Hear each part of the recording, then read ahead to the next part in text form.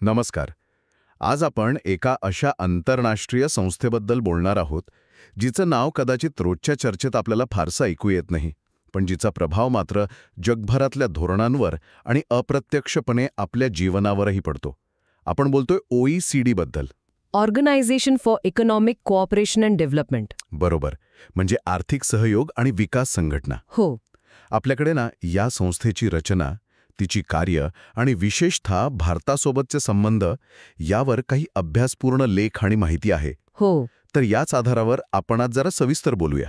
नक्कीच. आपला उद्देश काय आहे, तर ही OECD म्हणजे नक्की काय आहे, काय करते ही संस्था, कशी चालते आणि महत्त्वाचं म्हणजे भारतासारखा देश या संस्थेशी कसा जोडला गेलाय, हे सगळं जरा सोप्या भाषेत समजून घ्यायचा प्रयत्न करूया.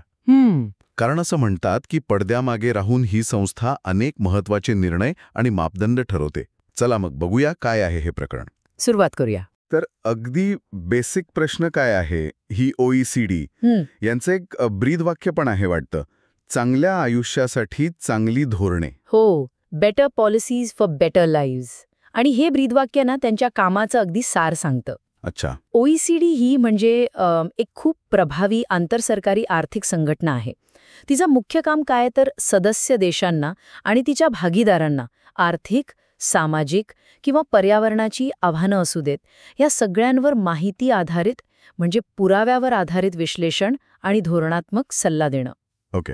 जगभरातली सरकारे आहेत, धोरणकर्ते आहेत, अगदी अभ्यासक सुद्धा अनेकदा महत्त्वाचे निर्णय घेण्यासाठी त्यांच्या रिपोर्ट्सवर, त्यांच्या डेटावर खूप अवलंबून असतात.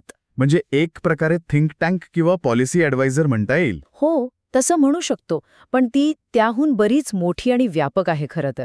आणि हिची सुरुवात दी तर वेगळ्या परिस्थितीत झाली होती ना, हो, म्हणजे दुसऱ्या महायुद्धाच्या नंतर. अगदी बरोबर. 1948 मध्ये तेव्हा तिचं नाव वेगळं होतं, OEEC, organisation for European economic cooperation. OEEC. हो, कारण काय होतं, दुसऱ्या महायुद्धानंतर युरोपची अर्थव्यवस्था पूर्णपणे विस्कळीत झाली होती.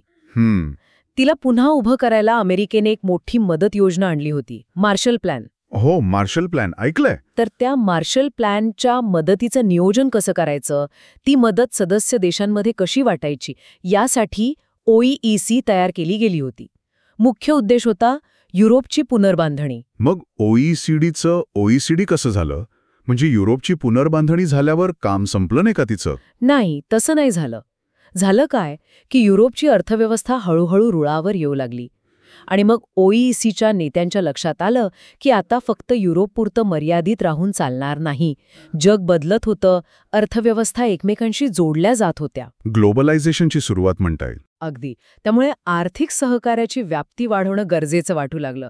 आणि म्हणूनच 1960 मध्ये पॅरिसमध्ये करार झाला. अच्छा. त्या करारानुसार OECचं रूपांतर OECD मध्ये करायचं ठरलं आणि 30 सप्टेंबर 1961 पासून ती अधिकृतरित्या OECD म्हणून काम करू लागली. आणि यात महत्वाचा बदल काय झाला? महत्वाचं म्हणजे यात अमेरिका आणि कॅनडासारखे युरोप बाहेरचे मोठे विकसित देश पण सामील झाले. ओके, म्हणजे फक्त युरोपियन राहिली नाही. नाही. त्यामुळे तिचं स्वरूप प्रादेशिक न राहता एकदम जागतिक झालं आणि फोकस जो होता तो नुसत्या पुनर्बांधणीवरून हटून अधिक व्यापक आर्थिक आणि सामाजिक धोरणांवर आला. बरं, म्हणजे कामाची व्याप्ती खूपच वाढली म्हणायची. मग आज OECD नक्की काय काय करते? मुख्य उद्दिष्टे काय आहेत आता? हो, उद्दिष्टे खूप व्यापक आहेत. पहिलं आणि महत्त्वाचं म्हणजे सदस्य देशांमध्ये आणि जागतिक स्तरावर अशी आर्थिक वाढ साधणे जी टिकेल, सस्टेनेबल इकॉनॉमिक ग्रोथ आणि लोकांच्या राहणीमानाचा दर्जा उंचावणं. ठीक आहे. दुसरं म्हणजे रोजगार वाढवणं आणि आर्थिक स्थिरता टिकवून ठेवणं. तिसरं आंतरराष्ट्रीय व्यापाराला चालना देणं, तो अधिक खुला करणं. पण एवढंच नाहीये, आजच्या काळातले जे मोठे जागतिक प्रश्न आहेत, जसे की असमानता कमी करणं, क्लायमेट चेंजचा सामना करणं, शिक्षण आरोग्याचा दर्जा सुधारणं किंवा मग तंत्रज्ञानाचा वापर कसा करायचा, सरकारमध्ये पारदर्शकता कशी आणायची, ह्या सगळ्या जागतिक आव्हानांवर एकत्रितपणे काम करणं आणि त्यासाठी चांगली धोरणं विकसित करणं, हे सुद्धा त्यांच्या कामाचा एक महत्त्वाचा भाग आहे. आता ही उद्दिष्टे तर खूपच मोठी आणि महत्त्वाची पण वाटतात. पण हे सगळं प्रत्यक्षात कसं आणतात ते? म्हणजे त्यांची कार्यपद्धती काय आहे नक्की? प्रामुख्याने 3 मार्ग आहेत त्यांच्या कामाचे. ओके. एक म्हणजे विश्लेषण आणि सल्ला, OECDकडे प्रचंड डेटा असतो आणि त्यांचं विश्लेषण खूप सखोल असतं. जगातला एक मोठा आणि विश्वासार्ह स्रोत मानला जातो तो. ते दरवर्षी 500पेक्षा जास्त मोठे रिपोर्ट्स आणि वेगवेगळ्या देशांची सर्वेक्षणं प्रकाशित करतात. 500हून अधिक रिपोर्ट्स दरवर्षी. हो, आणि यातून जी माहिती मिळते, जे निष्कर्ष निघतात, त्याच्या आधारे ते सदस्य देशांना आणि भागीदारांना त्यांच्या स्पेसिफिक गरजांनुसार पॉलिसी ॲडवाईस देतात. दुसरा मार्ग. दुसरा मार्ग म्हणजे चर्चेसाठी एक व्यासपीठ उपलब्ध करून देणं.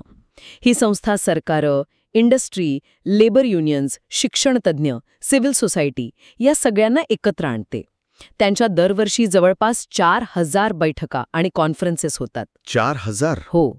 इथे वेगवेगळ्या देशांचे प्रतिनिधी येतात, एकमेकांचे अनुभव शेअर करतात आणि अवघड प्रश्नांवर एकत्र येऊन मार्ग काढायचा प्रयत्न करतात. आणि तिसरा मार्ग? तिसरा आणि खूप महत्त्वाचा मार्ग म्हणजे आंतरराष्ट्रीय मानके, स्टँडर्ड्स ठरवणं.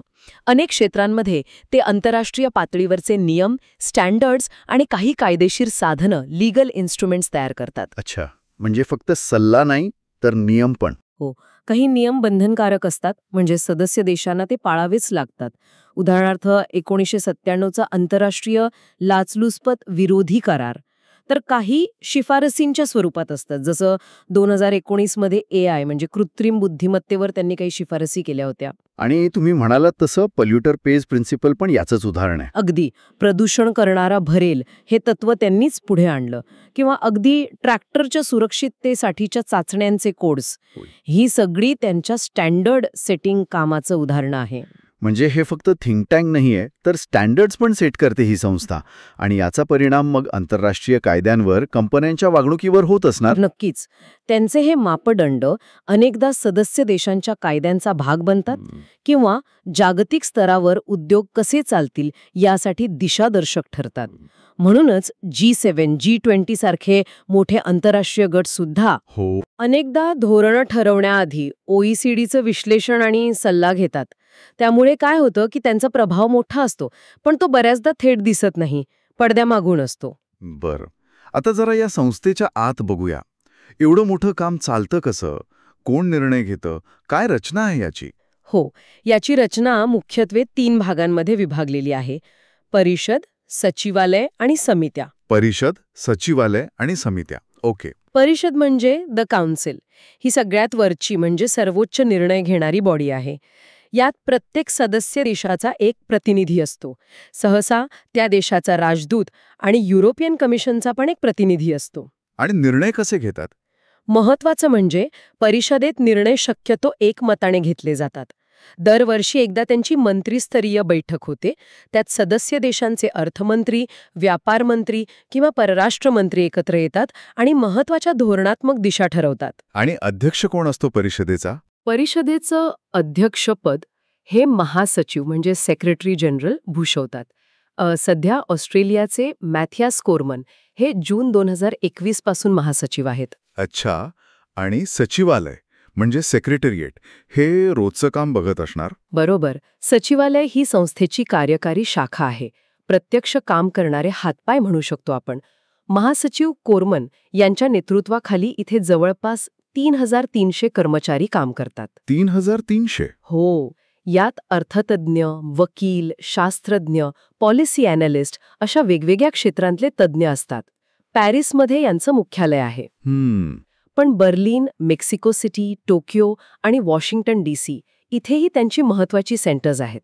हेच लोक डेटा गोळा करतात, विश्लेषण करतात, रिपोर्ट्स लिहितात आणि परिषदेला व समित्यांना सगळी मदत पुरवतात. आणि तिसरा भाग म्हणजे समित्या. तुम्ही म्हणालात की 300पेक्षा जास्त आहेत. एवढ्या समित्या म्हणजे कामाचं स्वरूप खूपच विखुरलेलं असणार की काय? हो, खरंय. समित्या खूप आहेत. जवळपास 300हून अधिक समित्या आणि वर्किंग ग्रुप्स आहेत. बापरे. OECDचं जे सखोल धोरणात्मक काम चालतं ना, ते मुख्यत्वे याच समित्यांमधून चालतं. यात सदस्य देशांचे आणि भागीदार देशांचे मिळून दरवर्षी जवळपास 40,000 उच्चस्तरीय अधिकारी आणि तज्ज्ञ भाग घेतात. 40,000 लोक? हो. प्रत्येक समिती एका विशिष्ट विषयावर फोकस करते, जसं आर्थिक धोरण, व्यापार, शिक्षण, पर्यावरण, टॅक्स, सायन्स अँड टेक वगैरे वगैरे. मग एवढ्या समित्यांमध्ये समन्वय कसा साधतात? पॉलिसीमध्ये एक वाक्यता कशी राहते? हा चांगला प्रश्न आहे. समन्वयाची जबाबदारी मुख्यत्वे सचिवालयावर आणि परिषदेवर असते. सचिवालय समित्यांना डेटा आणि ॲनालिसिस पुरवून मदत करतं, त्यांच्यात समन्वय साधण्याचा प्रयत्न करतं आणि अंतिम धोरणात्मक दिशा ठरवण्याचं आणि समित्यांच्या कामावर देखरेख ठेवण्याचं काम परिषद करते. काही समित्या तर खूपच महत्वाच्या आहेत, जवळजवळ स्वायत्त संस्थांसारख्याच. उदाहरणार्थ टॅक्स पॉलिसीवर काम करणारं centre for tax policy and administration किंवा गुंतवणूक समिती, इन्व्हेस्टमेंट कमिटी, तसंच मनी लॉन्ड्रिंग विरोधात नियम बनवणारी FATF financial action task force. FATF पण OECDशी संबंधित आहे. हो, तिचं सचिवालय OECD मध्ये आहे. तसंच आंतरराष्ट्रीय ऊर्जा संस्था IEA, अणुऊर्जा संस्था NEA आणि आंतरराष्ट्रीय वाहतूक मंच ITF या सगळ्या समित्या OECDच्या कामाचा कणा आहेत असं म्हणायला हरकत नाही. आता जरा सदस्यांबद्दल बोलूया. कोण कोण आहे सदस्य यात? आणि आपला देश, भारत, याचं काय स्थान आहे? सदस्य कसं होता येतं? सध्या OECD मध्ये 38 सदस्य देश आहेत. हे मुख्यत्वे विकसित आणि उच्च मध्यम उत्पन्न असलेले देश आहेत. म्हणजे अमेरिका, युरोपियन देश, जपान, ऑस्ट्रेलिया वगैरे? हो, हे सगळे आहेतच. अगदी अलीकडचे सदस्य म्हणजे 2020 मध्ये कोलंबिया आणि 2021 मध्ये कोस्टारिका.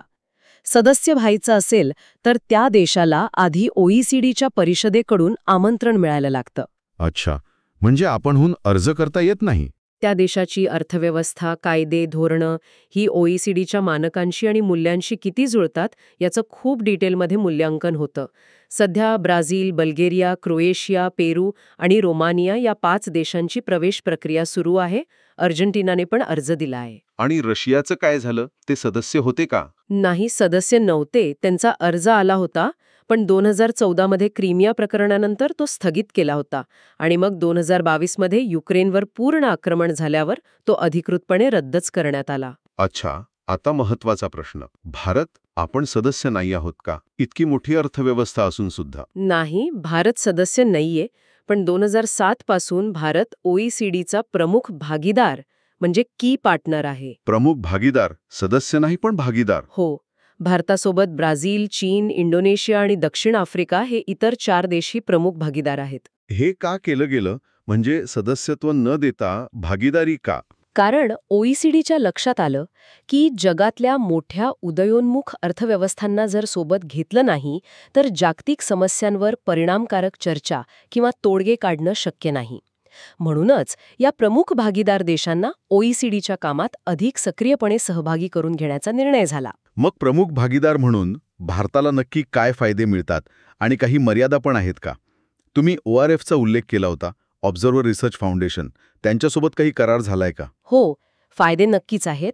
प्रमुख भागीदार म्हणून भारत OECDच्या अनेक समित्यांमध्ये आणि त्यांच्या उपसमित्यांच्या बैठकांमध्ये सहभागी म्हणजे पार्टिसिपेंट म्हणून भाग घेऊ शकतो. म्हणजे आपण तिथे जाऊन बसू शकतो? फक्त बसू नाही शकत, तर आपलं मत मांडू शकतो, चर्चेत भाग घेऊ शकतो. त्यामुळे जागतिक धोरणं कशी तयार होतात यावर अप्रत्यक्षपणे का होईना पण प्रभाव टाकता येतो. गोपनीय नसलेल्या बैठका आणि डॉक्युमेंट्सपर्यंत आपल्याला ॲक्सेस मिळतो. भारताचा सहभाग विशेषतः economic policy, corporate governance, anti corruption, trade, investment, taxation, education या क्षेत्रांमध्ये जास्त दिसतो. आणि ORF बद्दल काय?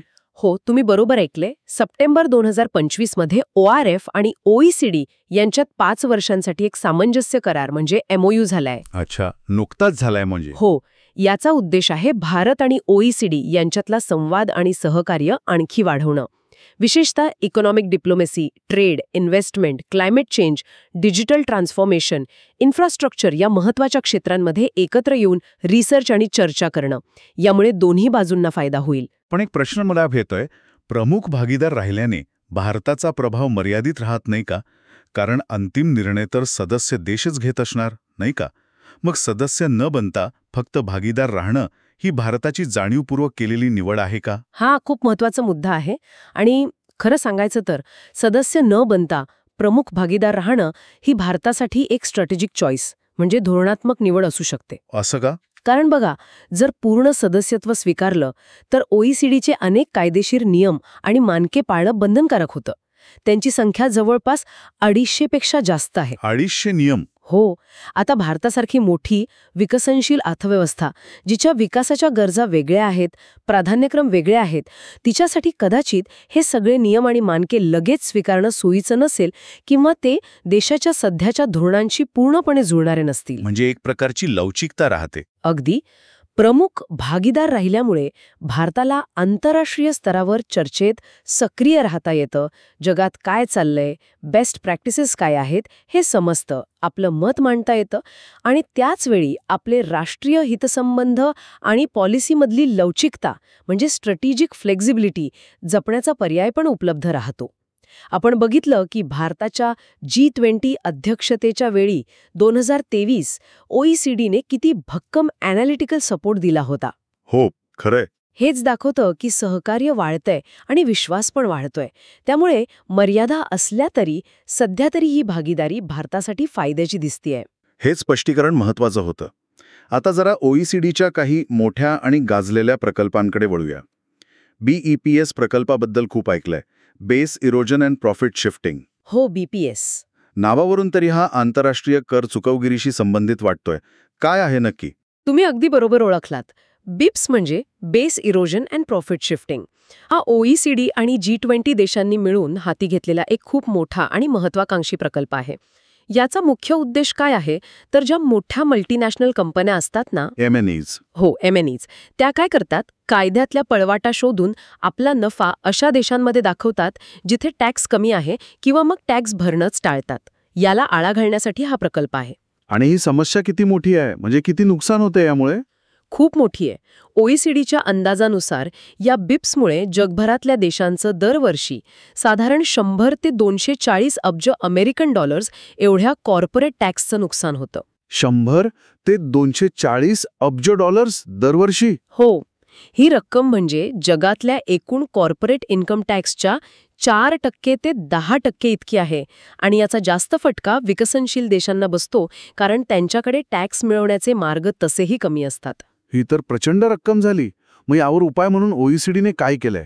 बिप्स प्रकल्पात काय आहे? या बेप्स प्रकल्पाने एक आराखडा तयार केलाय, ज्यात 2 मुख्य स्तंभ आहेत, 2 पिलर्स, आणि याला जगातल्या 135 पेक्षा जास्त देशांनी पाठिंबा दिलाय. 2 स्तंभ, पिलर 1 आणि पिलर 2.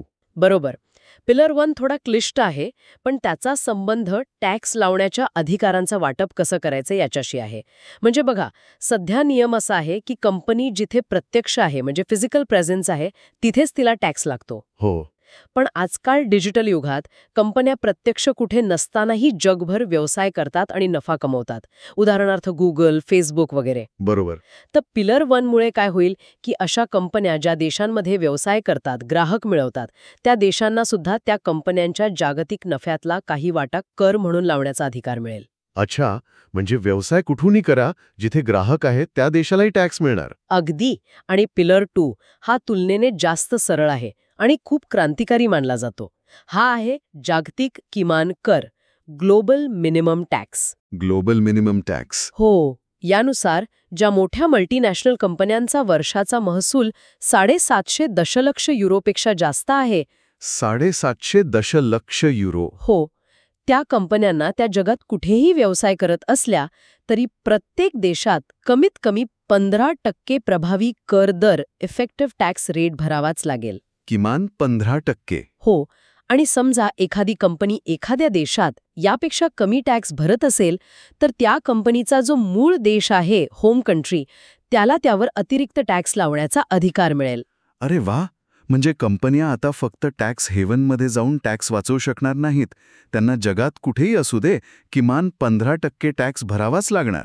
ही तर खरंच जागतिक टॅक्स सिस्टीममधली खूप मोठी सुधारणा वाटतेय. हो, नक्कीच. यामुळे काय होईल की देशांमध्ये टॅक्स कमी करण्याची जी एक स्पर्धा लागली होती, a race to the bottom, तिला आळा बसेल आणि सरकारांना त्यांचा हक्काचा महसूल मिळेल अशी अपेक्षा आहे. थोडक्यात BEPS म्हणजे फक्त टॅक्स चोरी रोखणं नाहीये, तर जागतिक अर्थव्यवस्थेत, विशेषतः डिजिटल युगात, नफा कुठे होतो आणि तो कसा वाटला जातो याचे नियमच बदलण्याचा हा एक मोठा प्रयत्न आहे. हे खरंच खूप महत्वाचं काम आहे. आता दुसऱ्या एका कार्यक्रमाकडे वळूया, जो पण खूप गाजला, पण कदाचित थोड्या वेगळ्या कारणांसाठी चर्चेत राहिला, पिसा. हो, PISA. Programme for international student assessment. हा विद्यार्थ्यांच्या मूल्यांकनाशी संबंधित आहे, बरोबर? हो, पिसा हा OECDचा एक महत्त्वाचा कार्यक्रम आहे. दर 3 वर्षांनी जगभरातल्या 15 वर्षांच्या विद्यार्थ्यांची एक चाचणी घेतली जाते. 15 वर्षांचे विद्यार्थी. हो, यात त्यांची वाचन, गणित आणि विज्ञान या विषयांमधली मूलभूत क्षमता तपासली जाते. पण फक्त पुस्तकी ज्ञान नाही, तर ही कौशल्य ते रोजच्या जीवनातल्या समस्या सोडवण्यासाठी कशी वापरू शकतात यावर जास्त भर असतो. जगभरातल्या एज्युकेशन सिस्टम्सची गुणवत्ता तपासण्याचा आणि त्यांची एकमेकांशी तुलना करण्याचा हा एक मोठा प्रयत्न आहे. पण भारताचा अनुभव इथे जरा वेगळा आहे असं ऐकलंय. म्हणजे फारसा चांगला नाहीये. काय झालं होतं नेमकं? हो, भारताचा पिसासोबतचा अनुभव थोडा गुंतागुंतीचा आणि खरं सांगायचं तर निराशाजनक राहिला आहे. भारताने फक्त एकदाच 2009 मध्ये या टेस्टमध्ये भाग घेतला होता. फक्त एकदाच? हो, त्यावेळी तामिळनाडू आणि हिमाचल प्रदेश या 2 राज्यांमधल्या शाळांमधले विद्यार्थी सहभागी झाले होते. पण निकाल खूपच धक्कादायक होता. काय होता निकाल? 74 देश सहभागी झाले होते त्यात आणि भारताचा रँक होता 73वा. 73वा. 74 पैकी म्हणजे आपण सेकंड लास्ट. हो, आपल्या खाली फक्त कझाखस्तान हा एकच देश होता. अरे देवा, हे तर खरंच धक्कादायक आहे. मग त्यानंतर काय झालं? भारताने पुन्हा भाग घेतलाच नाही. नाही, या अत्यंत निराशाजनक कामगिरीनंतर भारत सरकारने पुढच्या पिसा टेस्टमधून माघार घेतली. कारण काय दिलं होतं? त्यावेळी असं कारण दिलं होतं की पिसाचे प्रश्न हे भारतीय विद्यार्थ्यांच्या सांस्कृतिक आणि सामाजिक संदर्भाला धरून नाहीयेत. म्हणजे कल्चरल डिस्कनेक्ट आहे आणि त्यामुळे हे मूल्यांकन योग्य नाही. पण नंतर पुन्हा सहभागी व्हायचा विचार झाला होता ना? मी वाचलं होतं कुठेतरी. हो, बरोबर. बराच काळ बाहेर राहिल्यानंतर 2019 मध्ये भारत सरकारने ठरवलं की 2021च्या पिसा परीक्षेत, जी नंतर कोविडमुळे 22 पर्यंत पुढे ढकलली गेली, पुन्हा सहभागी व्हायचं. यावेळी चंदीगडमधल्या शाळांमार्फत सहभाग घ्यायचा होता आणि त्यासाठी OECD सोबत एक करार पण झाला होता. मग काय झालं? पण ऐनवेळी म्हणजे परीक्षा जवळ आल्यावर कोविड महामारीमुळे विद्यार्थ्यांच्या शिक्षणात जो खंड पडला आणि त्यामुळे जी शिकण्याची तफावत म्हणजे लर्निंग गॅप्स निर्माण झाली, त्याचं कारण देत भारताने पुन्हा आपला सहभाग पुढे ढकलला. म्हणजे परत एकदा माघार. यामागे फक्त सांस्कृतिक फरक किंवा लर्निंग गॅप्स हीच कारणं असतील की आणखी पण काही असू शकतं? असं वाटते की भारताला पुन्हा भाग घ्यायला कुठेतरी संकोच वाटतोय. हो, यामागे अनेक पदर असू शकतात. 2009ची जी अत्यंत खराब कामगिरी होती, त्यामुळे कदाचित आपल्या शिक्षण प्रणालीतल्या काही गंभीर कमतरता आंतरराष्ट्रीय स्तरावर पुन्हा एकदा समोर येतील अशी भीती असू शकते. तसंच आंतरराष्ट्रीय मूल्यांकनाला सामोरं जाण्याबद्दल एक प्रकारचा राजकीय संकोच पण असू शकतो. सरकारने जरी सांस्कृतिक फरक किंवा लर्निंग गॅप्स ही कारणं दिली असली, तरी काही विश्लेषकांचं मते हे आपल्या राष्ट्रीय शिक्षण प्रणालीच्या मर्यादांवर पांघरूण घालण्याचा प्रयत्न असू शकतो. विशेषतः जेव्हा आपण बघतो की राष्ट्रीय स्तरावर जे NAS म्हणजे नॅशनल अचिव्हमेंट सर्व्हे होतात, त्यातही भारतीय विद्यार्थ्यांच्या मूलभूत क्षमतांमध्ये घसरण दिसतेय. हो, तेव्हा पिसासारख्या जागतिक परीक्षेत पुन्हा खराब कामगिरी समोर येण्याची भीती वाटणं स्वाभाविक आहे. त्यामुळे हा एक संवेदनशील आणि गुंतागुंतीचा मुद्दा आहे नक्कीच. हे खरंच विचार करायला लावणारं आहे की आपण जागतिक मानकांशी तुलना करायला का कचरतोय. बरं, पिसा व्यतिरिक्त एज्युकेशन ॲट अ ग्लान्स नावाचा पण एक महत्त्वाचा रिपोर्ट OECD काढते ना, तो काय सांगतो? हो, एज्युकेशन ॲट अ ग्लान्स हा OECDचा एक महत्त्वाचा वार्षिक प्रकाशन आहे. हा जगभरातल्या शिक्षण प्रणालींची खूप डिटेलमध्ये आंतरराष्ट्रीय स्तरावर तुलना करतो. यात प्रत्येक देशात शिक्षणावर किती खर्च होतो, शिक्षकांना पगार किती मिळतो, वर्गात किती मुलं असतात, किती विद्यार्थी उच्च शिक्षण घेतात, शिक्षण आणि नोकरीतून मिळणारं उत्पन्न यांचा काय संबंध आहे, अशा अनेक महत्त्वाच्या गोष्टींवर आकडेवारी आणि विश्लेषण असतं. अच्छा. उदाहरणार्थ, ह्या रिपोर्टमधनं सातत्याने असं दिसतं की OECD देशामध्ये ज्यांच्याकडे उच्च शिक्षण आहे ते सरासरी 50% जास्त कमावतात त्यांच्या तुलनेत ज्यांच्याकडे फक्त शालेय शिक्षण आहे. 2022च्या रिपोर्टमध्ये कोविड-19चा शिक्षणावर काय परिणाम झाला यावर जास्त फोकस होता. पॉलिसी मेकरसाठी हा रिपोर्ट खूप उपयुक्त ठरतो. या व्यतिरिक्त अजून काही महत्त्वाचे रिपोर्ट्स किंवा इंडेक्स आहेत का ज्यांचा उल्लेख करायला हवा? हो, नक्कीच. OECD अनेक क्षेत्रांमध्ये महत्त्वाचे रिपोर्ट्स आणि इंडेक्स प्रकाशित करते ज्यांचा जागतिक पॉलिसीवर आणि विचारांवर प्रभाव असतो. उदाहरणार्थ, दर 6 महिन्यांनी येणारा इकॉनॉमिक आउटलुक हा जागतिक आणि सदस्य देशांच्या अर्थव्यवस्थेचा अंदाज देतो, विश्लेषण करतो. मग जेंडर इक्वालिटीवर त्यांचे रिपोर्ट्स येतात, जे लैंगिक समानतेच्या प्रगतीचा आणि आव्हानांचा आढावा घेतात. डिजिटल व्यापारात देश किती जोडले गेले आहेत हे मोजणारा इंडिगो नावाचा इंडेक्स आहे.